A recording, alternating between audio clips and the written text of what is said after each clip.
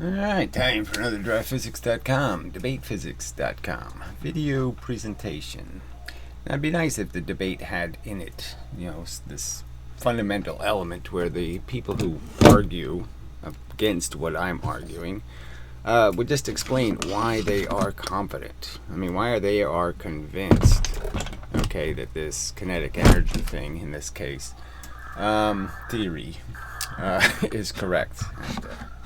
Fix some details here. Alright, yes, so Dispar lab guy keeps proving the 1.4 thing. At least he's toned down his rhetoric a little. So a slight concession to the fact that quick releases are better. Okay, so at least he's conceding that. But still not finding any problems here, getting his 1.31, versus 1.4, fairly close, within 10%.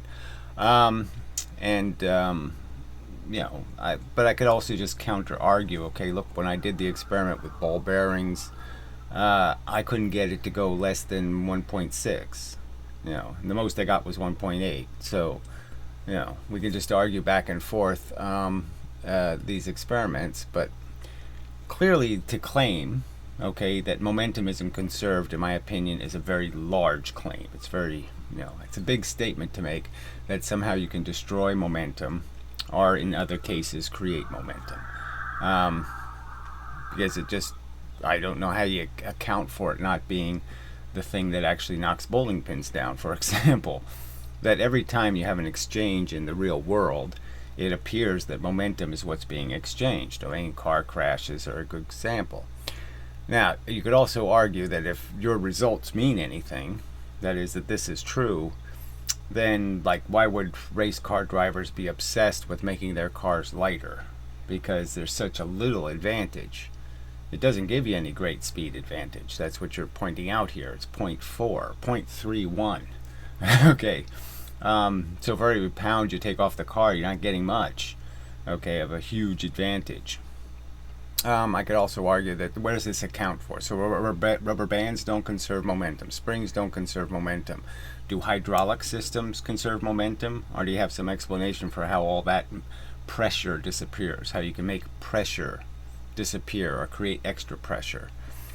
Pop guns. I mean, you go through all these examples, and then you ultimately get to the example I've already provided a couple of times, and so you could just explain it to me. Obviously, a gun gives a lot of velocity to the bullet and very little energy to the heavy thing, the gun. 2 joules to the gun, recoil, 2,000 joules to the bullet. Gigantic difference. Exactly the opposite of what you're discovering, okay?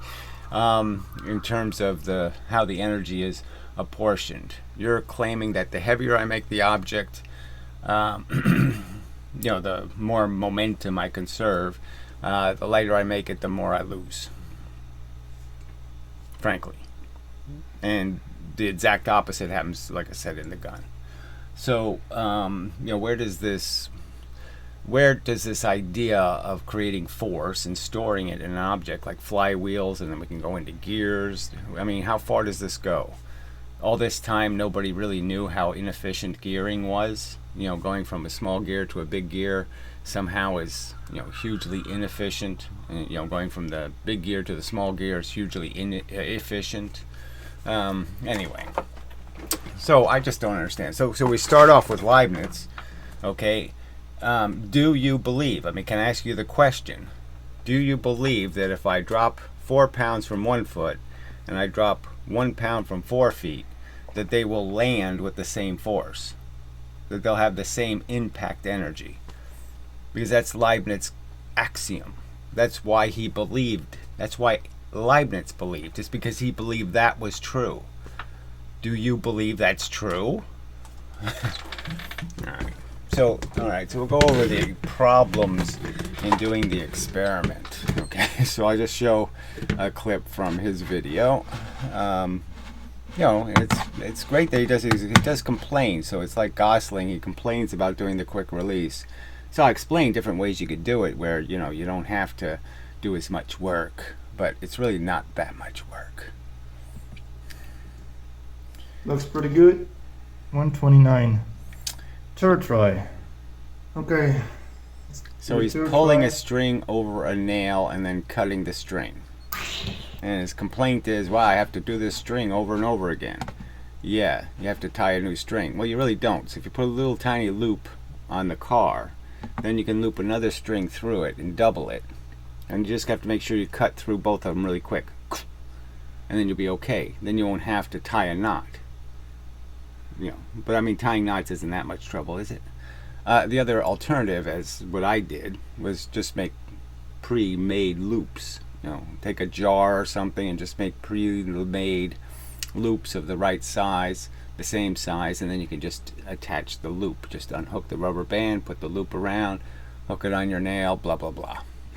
All right, now the real thing you'll see in this example, so we'll just show this again. The thing that I'm saying is probably more likely the cause of him getting the same result is that he's shooting the cars really fast, and you have to wonder why. Why are they going so fast? Why are you forcing them to go so fast?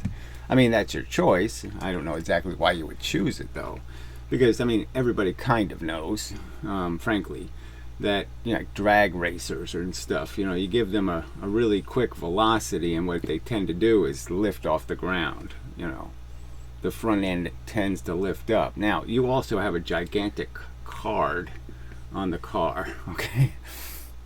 It's just like gigantic. It's not a little card. It's a gigantic card. Big sail. Okay, so we don't need this anymore. We don't need this. Yeah. All right. And so I'm going to just ask the question. So why? Why do you do that?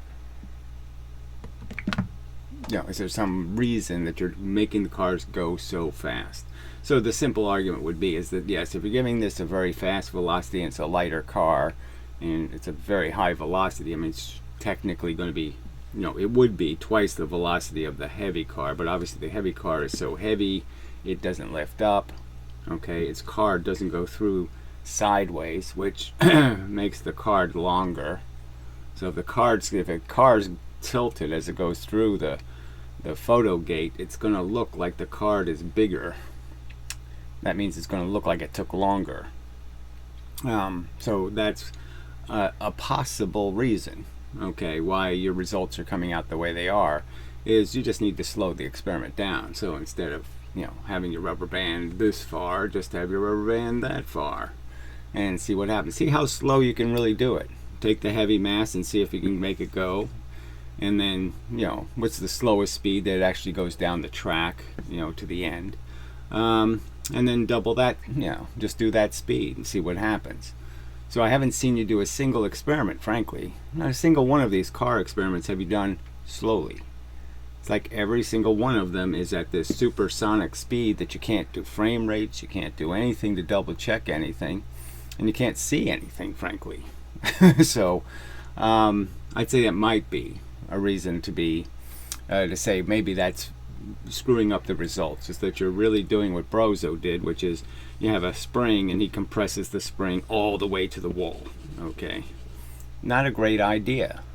You're kind of going beyond the capacity of the rubber band. Maybe the rubber band can't produce the higher the velocity you're demanding from the rubber band, the less capable it is of producing the higher velocities. There's more inefficiency in the rubber band, and so the less you force, the less work you force, the less energy you force into the rubber band, the more efficiently you can give it back, you could argue. And you could argue that might be true of batteries too. You know, if you try to pull too much voltage out too quickly, the battery can fail.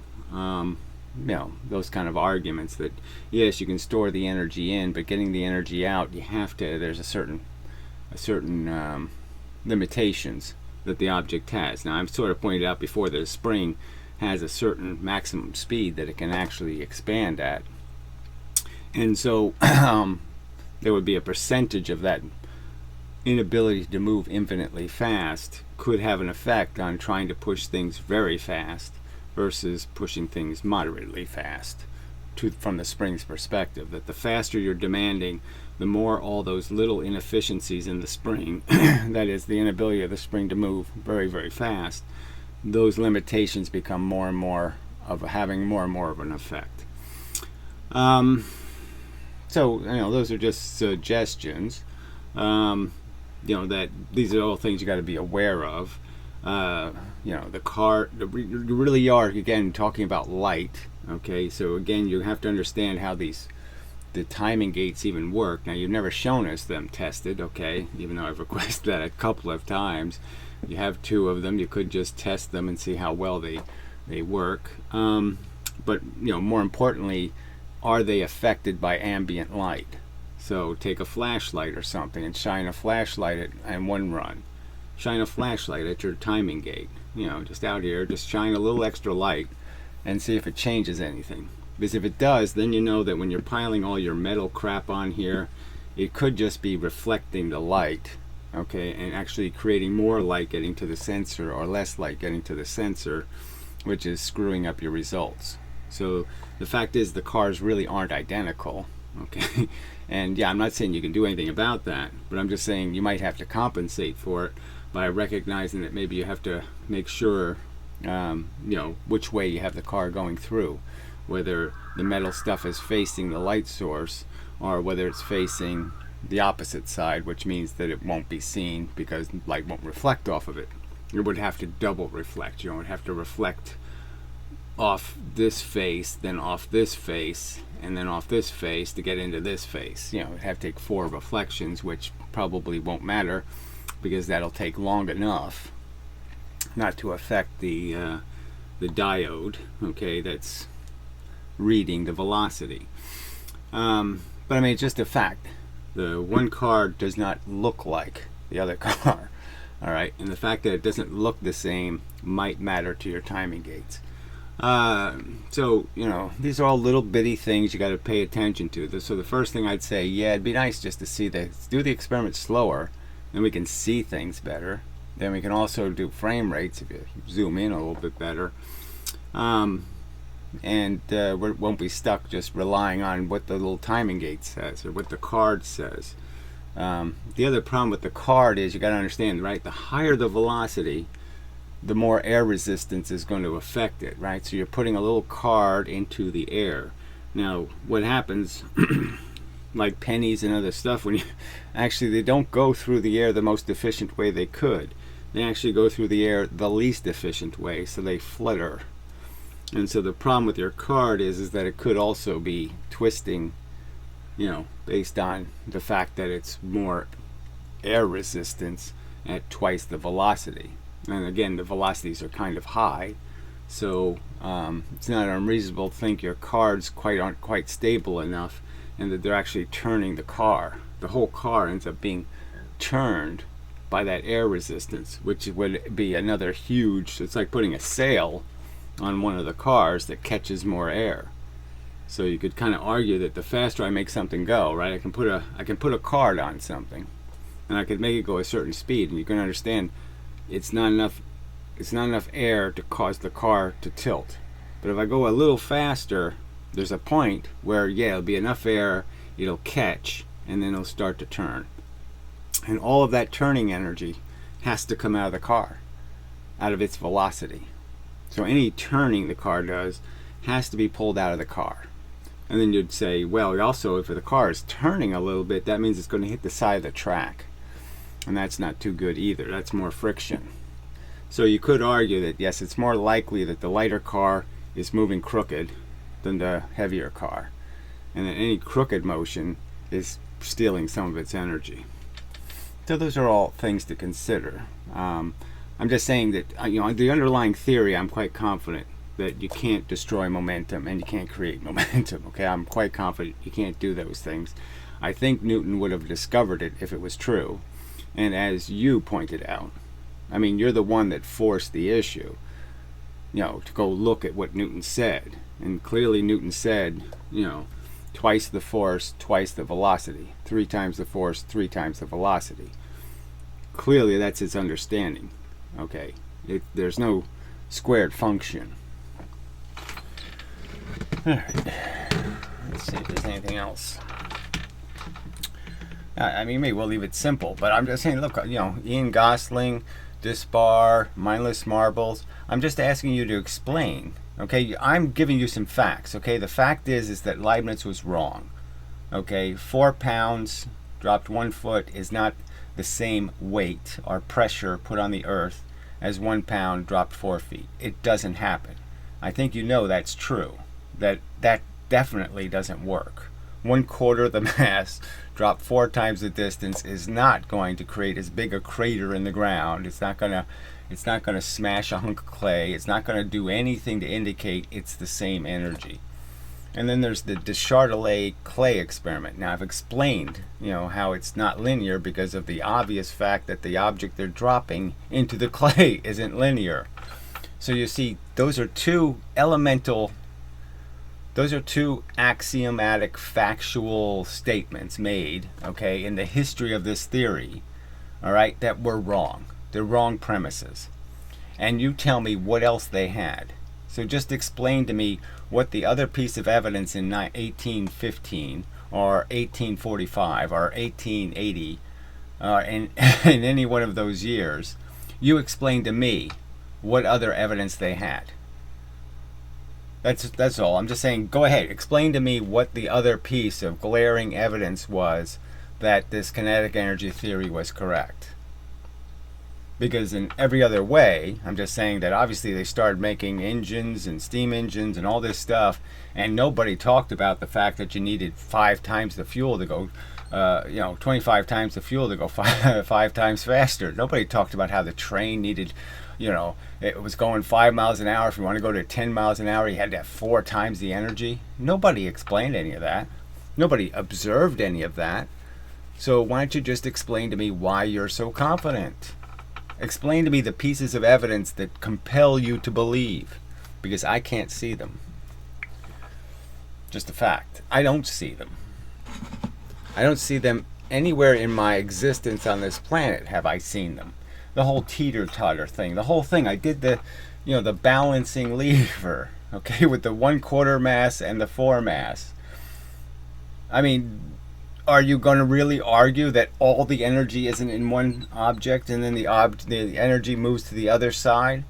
The coupled oscillator, are you really going to argue that all the energy isn't in one object and then all the energy is in the other object? And so when you use uneven masses in a coupled oscillator, I mean, I showed the video, are you really going to argue that momentum is destroyed and then it's recreated and then it's destroyed and then it's recreated and then it's destroyed and then it's recreated?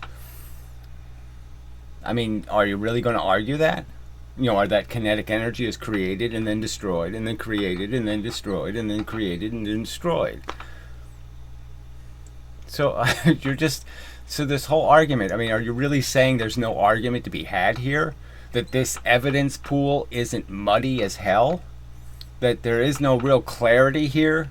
There's no laser beam of fact, that just makes it all you can rely on? That you can be totally confident in? I'm just saying that, I'm confident merely because, we've seen this before. Okay, we've seen fables before become facts. All right, and we see what human beings do, and how incapable they are of recognizing those limitations. Something. Anyway, all right, so let's see, is there anything else I need to add? I guess not. I'll take a pause and contemplate. There's no choice. Nature can deal with kinetic energy one way or another. I didn't do that. All right, that does appear to be it. So again, the question would be: is why is shooting the cars so fast? You don't have to answer the question. Just shoot them slower and see what happens. Because I'm just saying that yes, there's more ways you can lose the energy the faster you make the experiment happen. So the slower you make it happen, the more it's detectable of any differences. And that's just part of doing the science. No reason not to test it at different speeds and see if it makes a difference. No reason to just always compress the spring too much, or always pull the rubber band to some limit. Good reason not to do those things. That's all. So we'll see what he does. Blah, blah, blah, blah, blah. And blah, blah. And such.